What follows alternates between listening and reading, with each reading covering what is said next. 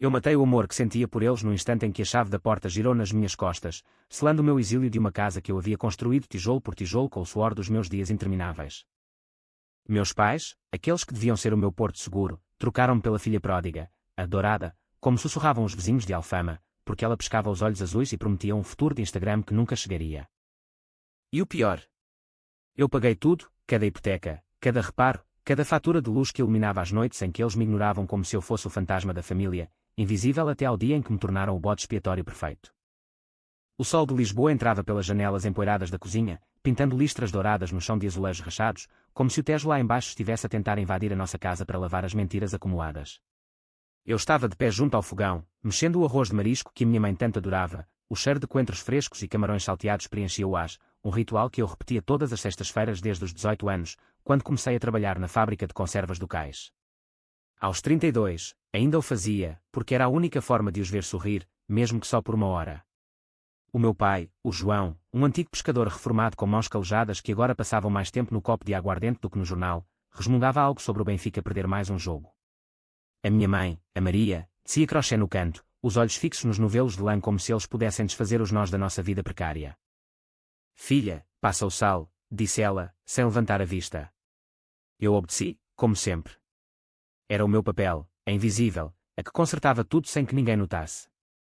A fábrica pagava o suficiente para cobrir a hipoteca, 800 euros por mês, que eu transferia religiosamente para a conta deles desde que herdei o pouco que o meu avô me deixou, uma herança que mal dava para um ano de estudos, mas que eu transformei em estabilidade para todos. A minha irmã, a Ana, a dourada, chegara de Espanha na véspera, com malas cheias de roupas de marca falsas e uma barriga de 6 meses que jurava ser de um empresário que a abandonara. Ela era o sol que eclipsava tudo, loira, risonha, com aqueles olhos que faziam os homens virarem a cabeça nas ruas de Alfama. Eu. Cabelo castanho despenteado, óculos tortos e um corpo marcado pelas noites de turno duplo.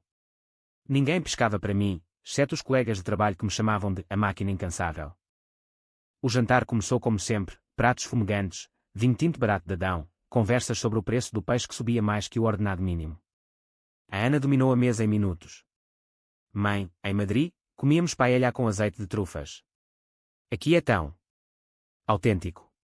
Riu-se, tocando a barriga, e o meu pai inclinou-se para frente, os olhos brilhando como se ela fosse a Messi em vez de uma grávida solteira de 28 anos que saltava de país em país sem pagar uma renda. Tu mereces o melhor, minha menina, murmurou ele, servindo-lhe mais arroz. Eu mastiguei em silêncio, sentindo o sal amargo na garganta. Por que é que ela voltava sempre? Porque sabia que nós éramos o colchão macio para as suas quedas. Foi então que a bomba rebentou. A minha mãe limpou a boca com o guardanapo e olhou para mim pela primeira vez naquela noite. Clara, precisamos falar. O tom era calmo, demasiado calmo, como o mar antes da tempestade que engole os barcos no Tejo. O meu pai acenou com a cabeça, evitando os meus olhos. A Ana sorriu, um sorriso de vitória disfarçada de pena. O que foi, mãe? Aconteceu algo no mercado. Perguntei, o coração já a acelerar, como se soubesse que o chão ia ceder debaixo dos meus pés. É sobre a casa, disse ela. A Ana vai ficar cá. O bebé precisa de estabilidade. E tu, bem, tu és forte, Clara. Sempre foste. Podes encontrar outro sítio. As palavras caíram como pedras no estômago cheio. Encontrar outro sítio. Esta era a casa onde nasci, onde o meu avô me ensinou a amarrar redes de pesca, onde eu pus o meu suor para pagar cada cêntimo da remodelação depois do incêndio de 2018. Eu transferira 15 mil euros só nesse ano, cortando nas minhas próprias refeições para que eles tivessem o telhado novo e as janelas que não apanhavam umidade. Mas eu pago tudo. A hipoteca, as luzes, o gás. Sem mim, como é que?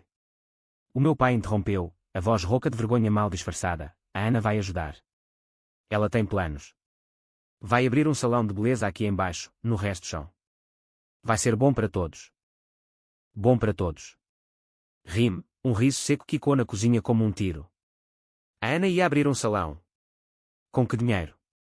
Com as promessas que evaporavam como o orvalho matinal em Lisboa. Levantei-me, a cadeira raspando o chão como unhas num quadro negro. Vocês estão a brincar, não estão? Eu sou a vossa filha também. Eu construí isto. A minha mãe baixou os olhos para o crochê, os dedos tremendo. É pela família, Clara. Pela neta que vem aí. Tu percebes? Perceber? o sangue fervia-me nas veias, uma raiva antiga, acumulada desde a infância, quando a Ana partia os meus brinquedos e eu era castigada por reclamar. Desde os 16, quando larguei a escola para trabalhar e ela foi para a universidade com uma bolsa que eu ajudei a pagar com as minhas gorjetas de empregada de mesa. Saí da cozinha sem outra palavra, o coração a martelar como o sino da Sé de Lisboa ao meio-dia. No meu quarto, o meu antigo quarto, com as paredes pintadas de azul pelo meu avô, atirei-me para a cama, o colchão rangendo sob o meu peso. Lá fora, ouvia as risadas deles, o tilintar de copos brindando ao futuro brilhante. Chorei. Não. As lágrimas secaram-se há anos, na primeira vez que a Ana me roubou o namorado, dizendo que eu era demasiado séria para ele. Em vez disso, fechei os olhos e imaginei, as chaves na mão deles, a porta a fechar-se, e eu do outro lado, não como vítima, mas como a sombra que volta para cobrar. Porque em Portugal, terra de fado e de revoluções silenciosas, a família não é só sangue, é uma dívida que se paga, com juros. Naquela noite, não dormi. O Tejo murmurava lá embaixo, através da janela aberta, como um confidente antigo. Pensei no meu avô, o pescador que me disse, Clara, o mar não perdoa os fracos, mas ensina os fortes a nadar contra a corrente. Ele pagara esta casa com o suor de décadas, e eu honrara isso. Agora, eles profanavam o seu legado por uma ilusão loira. Ao amanhecer, levantei-me, o sol nascendo cor-de-rosa sobre os telhados de Alfama. Desci as escadas em silêncio, a mala já feita com o essencial, roupa, o meu passaporte, os papéis da hipoteca que provavam cada pagamento meu. Na cozinha, eles comiam tostas com manteiga, a Ana a queixar-se do enjoo matinal. Bom dia, mana, disse ela, o tom meloso como pastéis de nata que devorava sem engordar.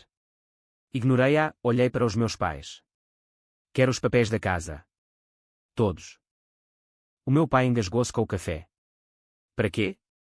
Tu vais embora, como combinamos. Combinamos. Como se fosse uma reunião de condomínio. Não, pai. Eu fico.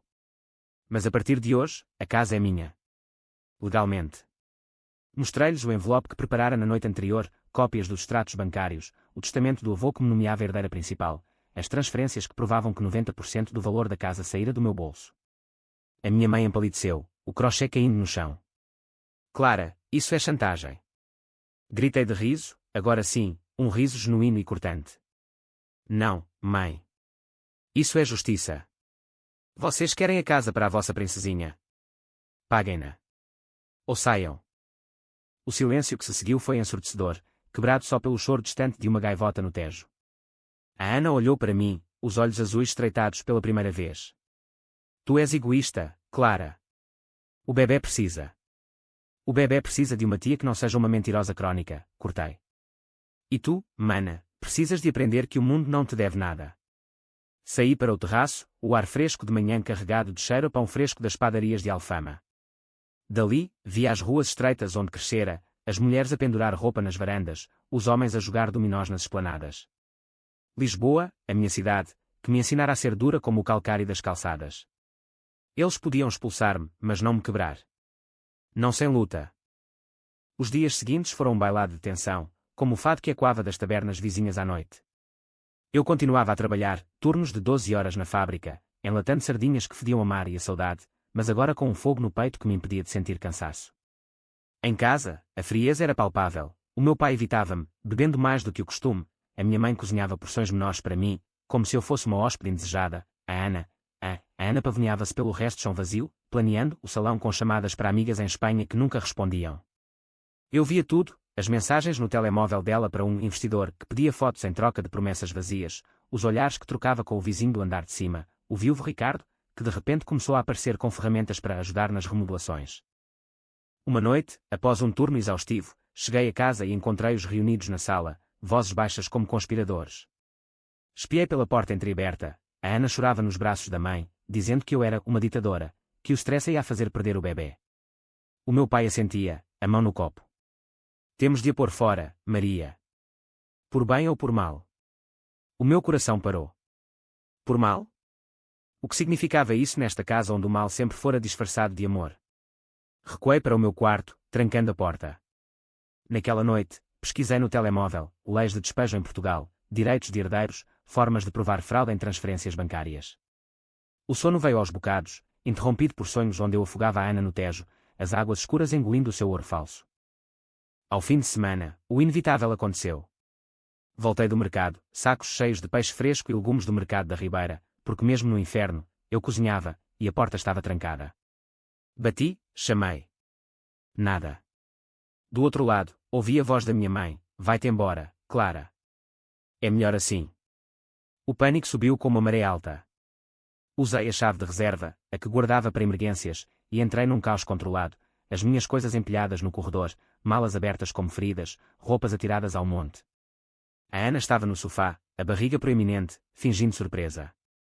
Oh, mana, eles só queriam ajudar a arrumar. Ajuda? Aquilo era uma declaração de guerra. Gritei, as palavras saindo como veneno: vocês roubaram a vida. Eu paguei esta casa com o sangue das minhas mãos, e vocês atiram-me para a rua como lixo. O meu pai avançou, o rosto vermelho de vinho e raiva. Sai, Clara. Tu não és bem-vinda aqui. Empurrou-me, a mão calejada contra o meu ombro, e eu caí contra a parede, o impacto ecoando no meu crânio como um sino rachado. Naquele momento, algo morreu em mim, não o amor, mas a ilusão de que a família era sagrada. Levantei-me, olhos em chamas, e saí sem olhar para trás, a porta batendo como o fim de um capítulo. A rua de Alfama engoliu-me, as escadas íngremes levando-me para baixo, para o coração da cidade que pulsava indiferente. Sem abrigo aos 32, com 200 euros no bolso e um coração em farrapos. Sentei-me num banco junto ao miradouro, o Tejo a brilhar sob as luzes da ponte 25 de Abril, e chorei pela primeira vez em anos. Mas as lágrimas eram quentes, não frias, lágrimas de fúria, não de fraqueza. Liguei para a única amiga verdadeira, a Sofia, que trabalhava no call center em Benfica. Vem para cá, Clara. Tens um sofá na minha casa minúscula. Aceitei, mas no caminho de autocarro, jurei, eles pagariam. Não com violência, isso era para os fracos, mas com a arma mais afiada, a verdade. A vingança seria lenta, como o fado que se arrasta na alma, e eles sentiriam cada nota. O sofá da Sofia era um caos de almofadas desbotadas e pilhas de revistas de moda que ela jurava ler, um dia, mas que serviam mais de apoio para as noites de vinho e confissões. Benfica, com os seus prédios cinzentos e o cheiro a churrasco de domingo, era um mundo à parte de Alfama, menos romântico, mais cru, como a vida que eu agora enfrentava. Conta-me tudo, sem filtros, disse ela, passando-me um copo de vinho verde gelado, os olhos castanhos cheios de uma empatia que eu não merecia, mas precisava.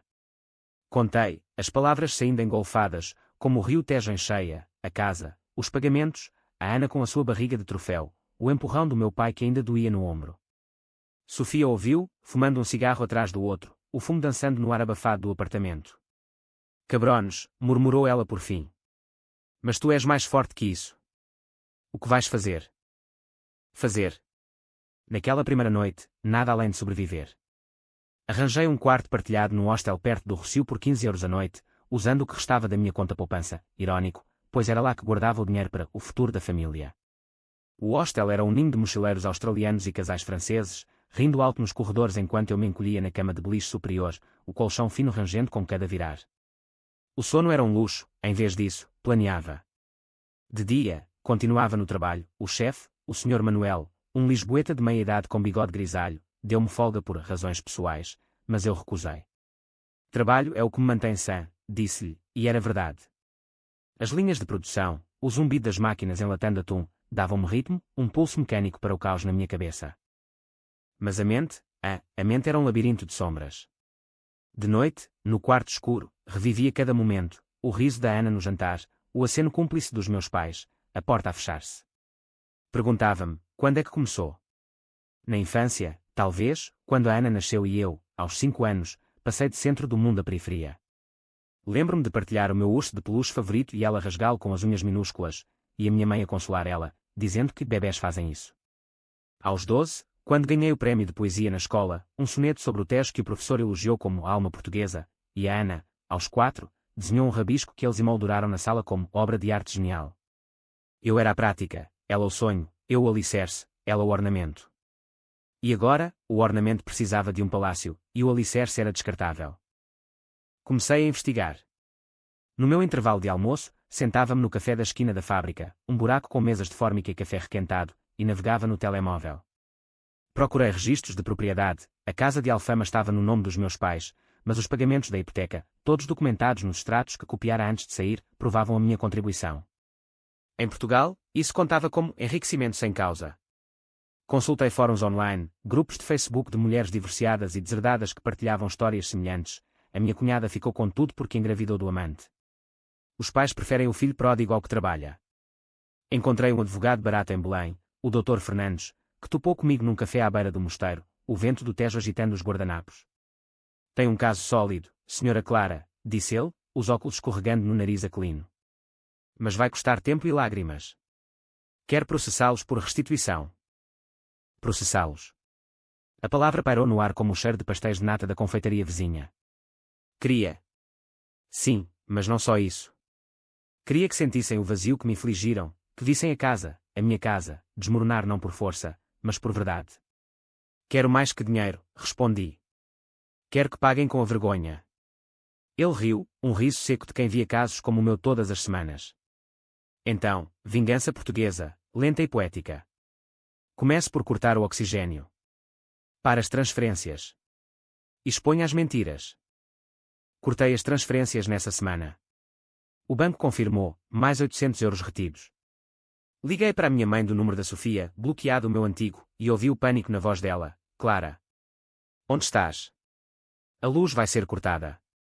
A Ana precisa. Interrompi, a Ana precisava de aprender responsabilidade, mãe. Diga-lhe para vender uma mala de marca. Desliguei, o coração a bater forte, mas não de culpa, de libertação. Era como soltar a âncora que me prendia ao fundo do mar. A Ana, claro, contra-atacou. Recebi mensagens dela no WhatsApp, desbloqueadas porque eu sabia que viriam. Tu és uma invejosa doente, Clara. O bebê vai nascer sem telhado por tua culpa. Karma é uma cabra. Respondi com uma foto, o mirador de Alfama vazio à noite, legenda, Karma.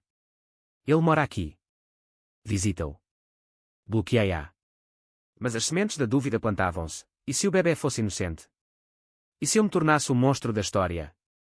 Essas noites, fumava cigarros roubados da Sofia na varanda do hostel, olhando para as luzes de Lisboa piscarem como estrelas caídas.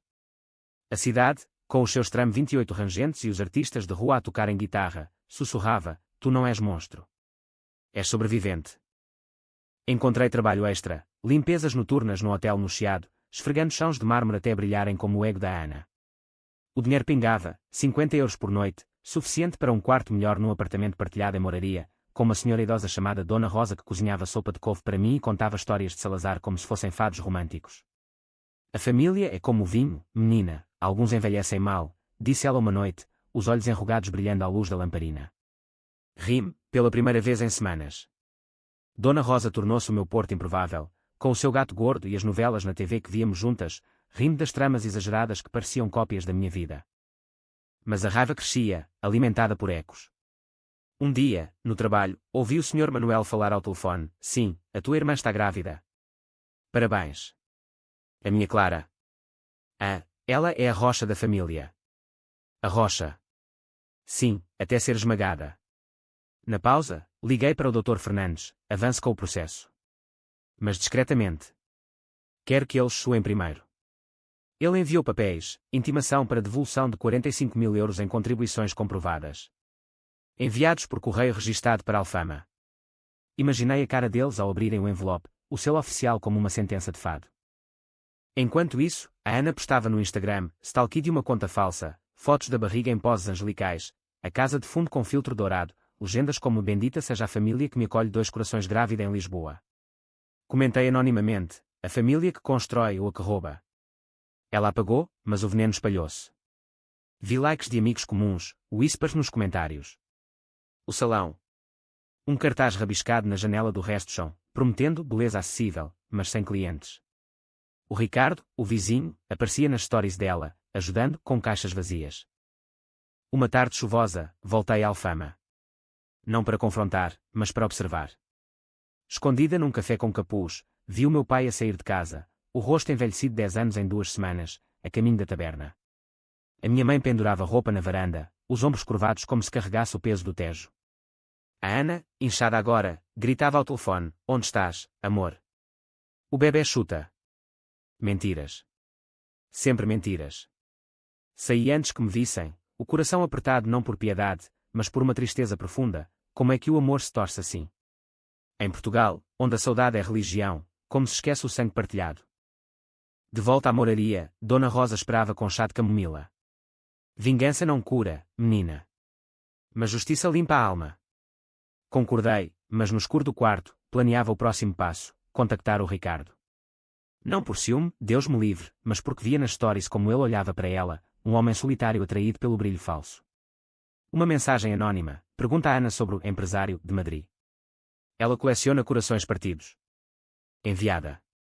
O primeiro golpe subtil, como uma agulha no fado. Os meses passavam, o outono lisboeta com as suas folhas castanhas a dançarem nas calçadas.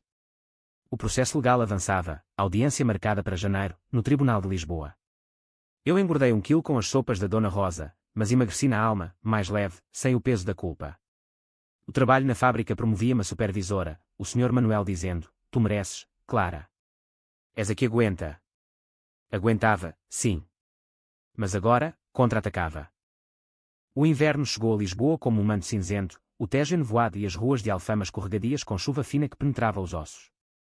O meu aniversário passou despercebido, 33 anos, celebrados com um pastel de nata solitário no café da moraria, Dona Rosa a cantar parabéns com voz trêmula e o gato a ronronar nos meus pés. Não liguei para eles, em vez disso, mandei uma flor seca pelo correio para a casa, anônima, com uma nota, para a família dourada. Que o ouro não enferruje. Imaginava a Ana a abri-la, os dedos manicuriados tremendo, o pavor de que eu estivesse mais perto do que pensavam. O plano ganhava forma, tecido com fios de paciência portuguesa, aquela que permite esperar o comboio atrasado ou o vinho a decantar. O Dr. Fernandes era o meu maestro, reuníamos-nos quinzenalmente no seu escritório em Belém, um espaço apertado com pilhas de papéis e o cheiro a café queimado. Eles contestam, Senhora Clara, disse ele numa dessas tardes, o casaco pendurado como um corvo na cadeira. Dizem que os pagamentos eram presentes de filha amorosa. Mas os extratos falam por si. Sorri, o primeiro sorriso genuíno em meses. Presentes. Cada euro era uma corrente que me prendia, e agora eu puxava para trás. Enquanto o legal se arrastava, o pessoal tornava-se a minha arma. Comecei por espalhar sementes, no grupo de WhatsApp das antigas colegas da escola, uma mensagem casual, saudades de Alfama. Pena que a família mude tanto. Quem diria que a casa do avô seria para a cunhada grávida? As respostas pingaram, o quê? A Clara paga tudo e tu expulsam-na. A Ana sempre foi assim, lembra-te do namorado roubado. O burburinho cresceu, como o rumor de um escândalo num bairro pequeno. Uma prima distante, a tia Luísa de Setúbal, ligou-me, Clara, o que é isso que ouço?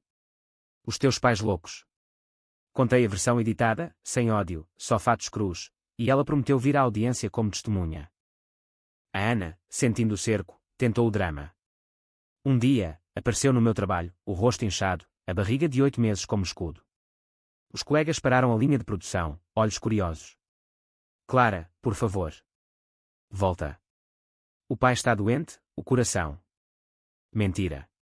Eu verificara com o médico de família via mensagem, o velho Dr. Almeida, que me tratara desde criança. O João está bem, menina. Bebe demais, mas o coração aguenta.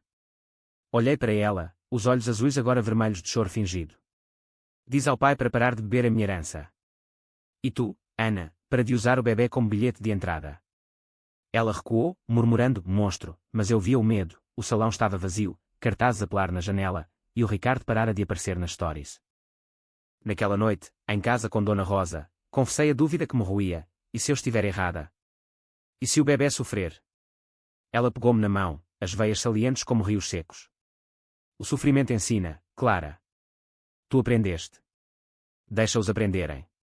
Bebi o chá dela, amargo como absinto, e sonhei com o avô, ele no barco, redes cheias, a dizer, o mar devolve o que tomas, com ondas maiores. Acordei decidida, o próximo passo era o Ricardo. Contactei-o via Facebook, perfil de viúvo solitário, fotos de jardinagem e netos distantes. Olá, sou amiga da Ana. Preciso falar sobre algo importante. Encontrámo-nos num café em Alfama, os Escolas Gerais, com mesas ao ar livre apesar do frio. Ele era alto, grisalho, olhos gentis mas cansados. O que se passa? Perguntou, mexendo o bica. Mostrei-lhe prints das mensagens da Ana para o empresário, hackeadas. Não, compradas a um amigo informático por 50 euros, um favor entre lisboetas. Ela usa homens como escadas, Sr. Ricardo. Você é o próximo degrau para o salão falhado. Ele empalideceu, o copo tremendo. Eu ajudei com dinheiro. Para o bebê. Ri baixinho. O bebê é real. O amor dela, não. Saí deixando com as prints, o veneno a espalhar-se. O backlash veio rápido. Dias depois, uma mensagem da minha mãe. O Ricardo acabou com ela. Diz que és uma serpente. Volta, Clara, antes que destruas tudo. Destrua. Eles já o tinham feito. Respondi, diga à Ana para pedir desculpa ao Ricardo. E a vocês, para pagarem a dívida. Bloqueei novamente. O trabalho na fábrica era o meu bálsamo. Promovi uma rapariga jovem, a Inês, que me lembrava de mim aos 18, olhos determinados, mãos ágeis. Obrigada, senhora Clara, disse ela. Você é como uma mãe para nós. Mãe. A palavra doeu, mas curou. Eu seria a família que construía, não a que destruía. O Natal aproximava-se, luzes piscando no chiado como falsas esperanças. Recebi um cartão dos meus pais. Feliz Natal, filha. Volta para casa. Sem assinatura da Ana. Rasguei-o, mas guardei um pedaço, prova de fraqueza. Em vez de família, jantei com Sofia e Dona Rosa, bacalhau à brás, vinho da bairrada, risos sobre ex-namorados. Pela primeira vez, senti pertença, não de sangue, mas de escolha. Mas a vingança chamava, planeei o golpe de ano novo. A audiência era em janeiro, mas antes, um presente anónimo para o bairro.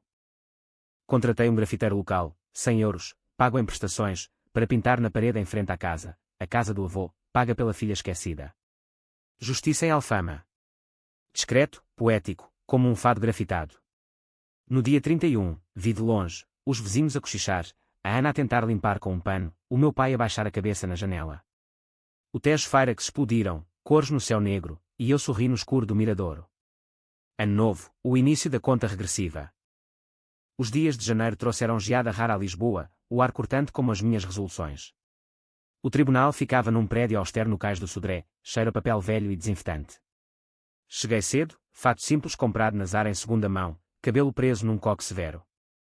A tia Luísa esperava na entrada, abraçando-me como se eu fosse criança. Coragem, minha sobrinha. O sangue do avô corre em ti. Dentro, o doutor Fernandes arrumava papéis, o juiz um homem de 60 com barba grisalha e olhos que viam através das mentiras. Eles chegaram atrasados, o meu pai apoiado na minha mãe, rosto cinzento, a Ana atrás, sem maquilhagem, a barriga agora um peso visível. Não me olharam. O processo começou, eu no banco das testemunhas, voz firme ao descrever cada pagamento, cada transferência, o testamento do avô que me dava direito moral. Não quero a casa, disse ao juiz. Quero o que é meu, restituição e reconhecimento. O advogado deles, um jovem nervoso de fato barato, gaguejou, era amor familiar, meritíssimo. Não dívida. O juiz ergueu a sobrancelha. Amor que se paga com euros. Interessante. A Ana testemunhou por último, voz trêmula, a Clara é amarga porque inveja a minha vida. Eu só quero o melhor para o meu filho. O filho. O bebê chutar na barriga dela ecoou no silêncio da sala. Olhei para ela, e pela primeira vez, vi não ódio, mas pena de uma mulher que vivia de espelhos falsos. O juiz pediu pausa, e no corredor, o meu pai aproximou-se. Clara. Perdoa-nos. As palavras saíram como cuspo. Perdão não apaga dívidas, pai. Pagas. Voltei à sala, o coração de pedra. A sentença veio 2 semanas depois, 35.000 euros a restituir, em prestações, mais custos judiciais. A casa permanecia deles, mas com uma hipoteca nova no nome, sem o meu suor para pagar. Liguei para a Sofia do telemóvel, gritando de alegria no rocio, os pombos voando em pânico. Ganhei. Mas a vitória era agridoce. O meu pai teve um infarto leve na semana seguinte, culpa minha. Não, o médico disse stress e álcool. A Ana deu à luz em fevereiro, uma menina chamada Sofia, ironia cruel, e postou fotos felizes, mas vi as olheiras, o salão fechado com aluga-se na janela. Eu mudei-me para um apartamento pequeno em Alfama, irónico, sim, pago com o primeiro cheque da restituição. Dona Rosa visitava, trazendo bolos. O trabalho florescia, Inês promovida, eu gerente assistente. Mas a mente, sempre a mente, à noite, sonhava com o empurrão, acordava suada. A vingança curava, mas deixava cicatrizes, como o fado, bela na dor. A primavera irrompeu em Lisboa como uma amante impaciente, jacarandás roxos pintando as avenidas do Chiado e o ar carregado de perfume de flor de laranjeira que se colava à pele como memórias indesejadas. O meu apartamento novo, um teu no 3º andar de um prédio antigo em Alfama, com vista para o castelo de São Jorge, era um santuário precário, paredes brancas que eu pintava aos fins de semana com restos de tinta do Sr. Manuel, uma cozinha minúscula onde cozinhava arroz de pato para Dona Rosa, e uma cama que não rangia com fantasmas. O cheque da restituição chegara, 10.000 adiantados, e usei-o para mobilar, uma secretária de segunda mão onde planeava o resto da vingança, um sofá que Sofia cristomou com vinho tinto numa noite de confissões. Mas a paz era ilusória. O telefone tocava com números desconhecidos, a minha mãe, voz rouca de choro, Clara, o pai está no hospital. Vem. Fui, não por fraqueza, mas por fechar capítulos. O hospital de São José cheirava a desinfetante e desespero, corredores e quando com gemidos. O meu pai jazia na cama, tubos no nariz, olhos fundos como poços secos. Filha, murmurou, a mão estendida. Segurei-a, sentindo as calosidades que outrora me ensinaram a amarrar redes. Porquê, pai? Porque eu? Ele chorou, lágrimas salgadas como o Tejo. A Ana. Ela prometeu o paraíso. Éramos fracos, Clara. Perdoa. Perdoar. A palavra era um espinho. Não perdoo. Mas volto a pagar as contas do hospital. Por ele, o avô. Saí deixando 500 euros na mesa de cabeceira, o último fio de sangue. A Ana aproveitou a deixa, apareceu no meu apartamento dias depois, a bebê ao colo, Sofiazinha, olhos azuis como os dela, mas com uma vulnerabilidade que desarmava. Olha, mana. A tua sobrinha. Ela precisa da família. A porta entreaberta deixava entrar o sol da tarde, iluminando o rostinho rosado. Segurei-a, o peso leve como uma promessa não pedida, e por um instante, o ódio dissolveu-se no cheiro a leite e talco. Ela é inocente, disse eu, voz baixa. Mas tu não. Sai, Ana. E leva o teu ouro falso. Devolvi a bebê, fechando a porta com gentileza, mas firmeza. Lá fora, ouvia soluçar nas escadas, um som que ecoou como o meu próprio choro de meses atrás. Karma. Não. Equilíbrio. O plano evoluía, agora, o foco era o salão, ou a falta dele investiguei. A Ana pedira um empréstimo ao banco local, garantido com a casa dos pais, mas o banco, avisado pelo Dr. Fernandes de situações familiares instáveis, congelara o processo. Ela corria de porta em porta, pedindo a amigos que a ignoravam. Eu via tudo de uma conta falsa no Instagram, comentando subtil, beleza verdadeira começa com honestidade. Boa sorte. O Ricardo processará por devolução de 2.000 euros, emprestados, uma notícia que correu no bairro como fogo em palha seca. Os vizinhos, outrora cúmplices silenciosos, agora cochichavam, a Clara pagava tudo, e olha o que fizeram. No trabalho, florescia. O Sr. Manuel confiava-me a secção de exportações, atum para a Espanha, ironia, e as noites de limpeza no hotel deram lugar a um curso online de gestão, pago com as minhas poupanças. Encontrei um namorado improvável, o Pedro, um programador de 35 anos que morava no andar de baixo, com riso fácil e olhos que viam além das cicatrizes. Conhecemo-nos no estaleiro, ele a consertar o elevador avariado, eu a carregar caixas de conservas. Precisas de ajuda? Perguntou, suor na testa. Aceitei, e semanas depois, partilhávamos jantares, cataplana de marisco que eu cozinhava, ele a contar histórias de códigos que salvam o mundo digital. Tu salvaste o teu, disse ele uma noite, beijando-me a nuca. Amar de novo era aterrorizador, e se ele me traísse como a família? Mas Pedro era sólido, como o calcário de Lisboa, e aos poucos, o gelo no meu peito derretia. Ainda assim, a mente traía, pesadelos onde a Ana me afogava no Tejo, ou o meu pai me empurrava da varanda. Acordava a gritar, Pedro a abraçar-me, conta-me. Contei tudo, as palavras fluindo como confissão num padre. Ele ouviu, sem julgar. Vingança é um veneno que bebes esperando que o outro morra. Mas tu já venceste, estás livre. Livre. Quase. O golpe final planeava-se, expor a Ana publicamente, não com ódio, mas com fatos. Criei um blog anónimo, Verdades de Alfama, postando histórias inspiradas em factos reais, a filha que paga a casa, a irmã que chega grávida e toma tudo, os pais que escolhem o brilho sobre o sangue. Escrevia à noite, dedos voando no teclado, linguagem crua como o fado de Amália, em Lisboa, a família é um castelo de cartas, um vento de verdade, e cai. O blog viralizou no bairro, partilhas no Facebook de vizinhos, comentários de isso é a casa da Maria. Que vergonha! A Ana descobriu, claro, stalkeou e viu o tráfego. Ligou-me de um número novo, para com isso, Clara. Estás a destruir a minha vida. Rime, voz fria como o vento de noroeste. A tua vida? Eu destruí a minha para construir a vossa. Agora, constrói a tua. Desliguei, mas o tremor nas mãos traía, era eu, ou o monstro que criei. O verão chegou quente, o Tejo a ferver como a minha raiva residual. O pai saiu do hospital, mais magro, prometendo a Alcoólicos Anónimos na igreja de São Vicente.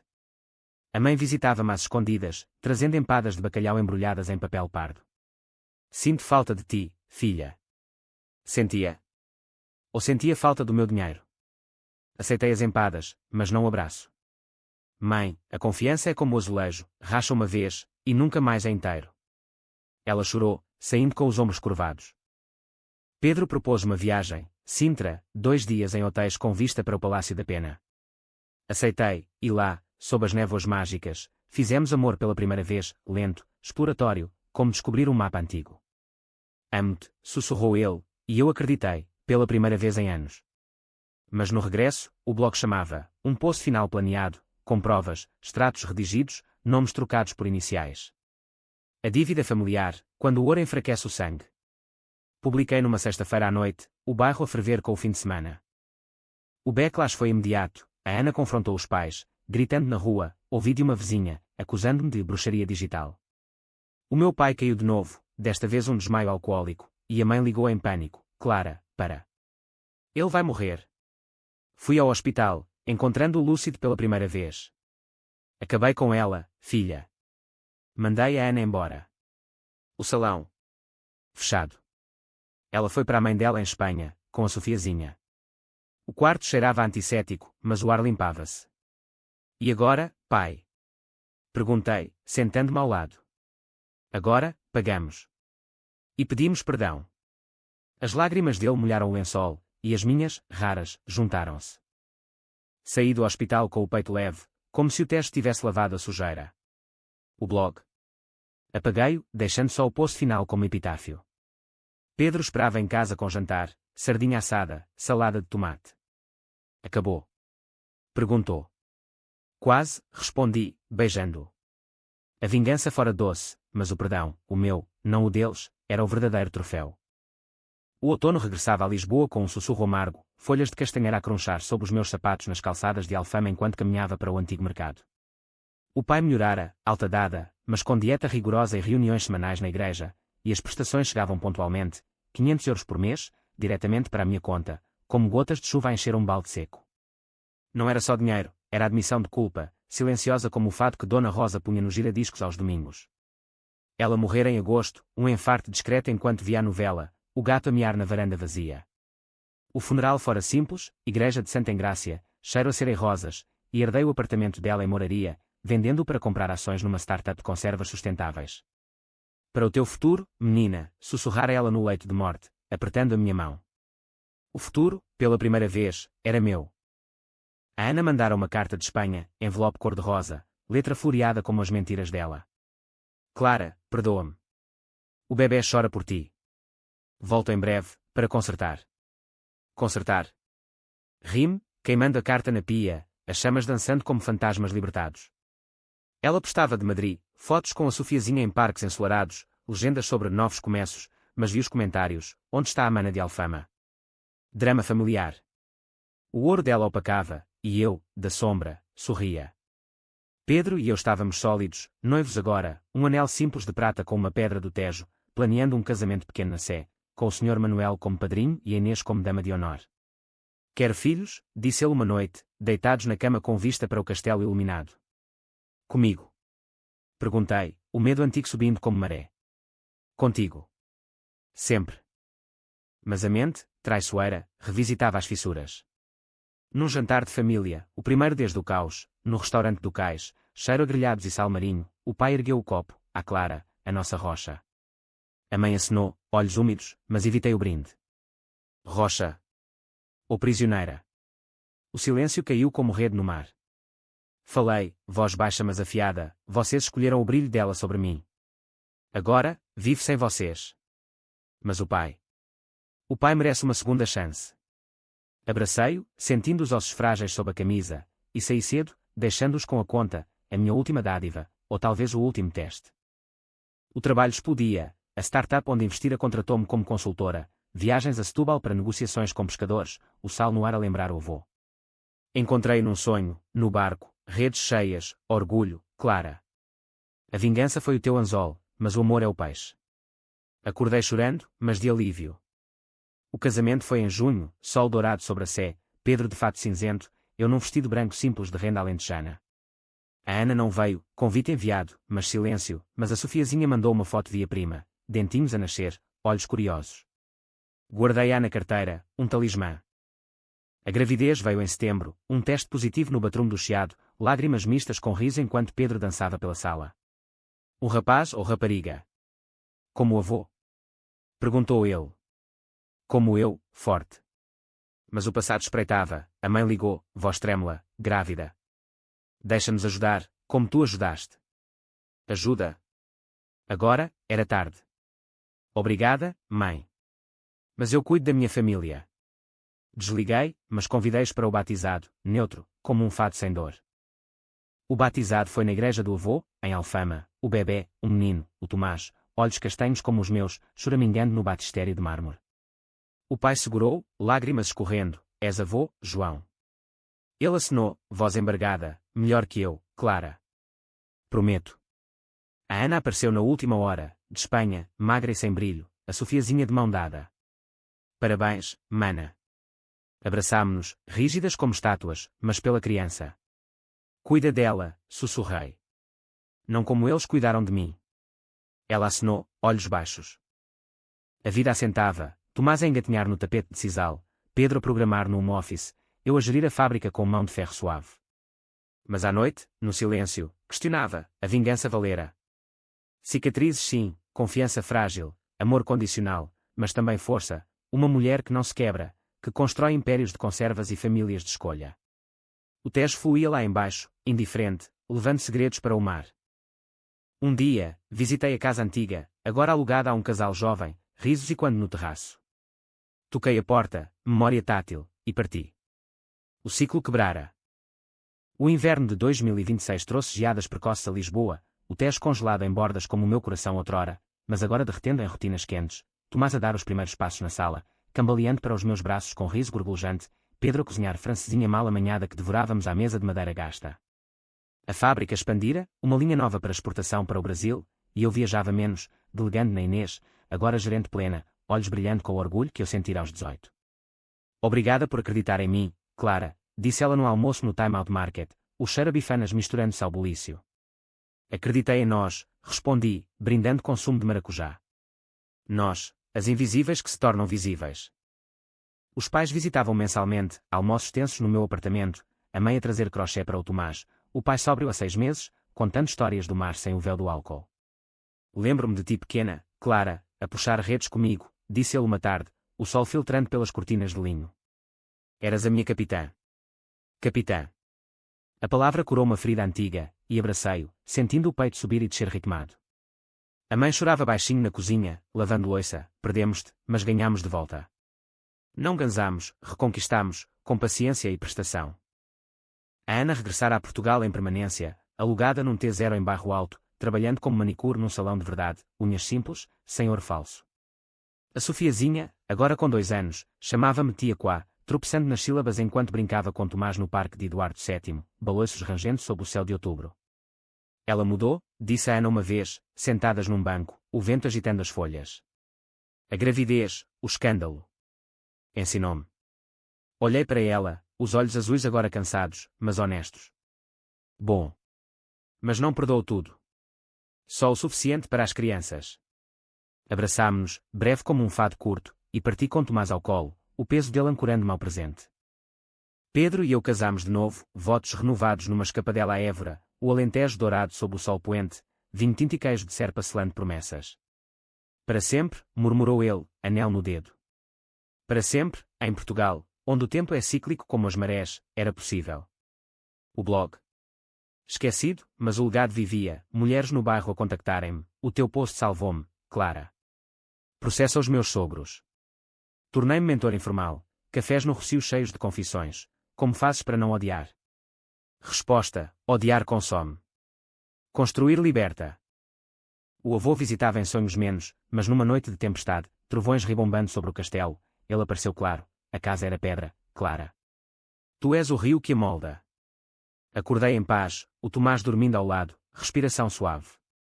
De manhã, levei a família, Pedro, Tomás, pais, até a Ana e a Sofiazinha, a um piquenique no Monsanto, relva verde e o Tejo distante. Rimos de anedotas velhas, o pai contando pescarias exageradas, a mãe partindo empadas. A Ana segurou a minha mão, obrigada por não me afundares de vez. Afundar. O mar devolve, respondi, e quando o avô? Anos fluíram, Tomás aos 5, a entrar na escola primária com mochila de peixinho, olhos curiosos como o pai, a fábrica uma empresa familiar, com Inês como sócia. O pai reformou-se de vez, ajudando no jardim do apartamento, rosas para a mãe, que tricotava mantas para os netos. A Ana abriu um pequeno estúdio de unhas em Alfama, beleza autêntica, sem promessas vazias, e a Sofiazinha desenhava como eu aos 5, sonetos rabiscados em papel. Numa noite de verão, sentei-me no terraço, Lisboa a pulsar abaixo, luzes da ponte, fado distante de uma taberna. Pedro adormeceu no sofá com Tomás, e eu escrevi, não um blog, mas um diário, a vingança foi o fogo que me forjou. Mas o amor é a forja. Fechei o caderno, o Tejo murmurando aprovação. A família, quebrada e recomposta, era agora um mosaico de azulejos, rachado, mas belo na luz portuguesa. E assim, em Alfama, onde o eco nunca morre, eu dancei o meu fado final, não de dor, mas de triunfo. A filha expulsada tornara-se a rainha da sua história, e o mundo, cruel e lógico, curvava-se ao seu ritmo.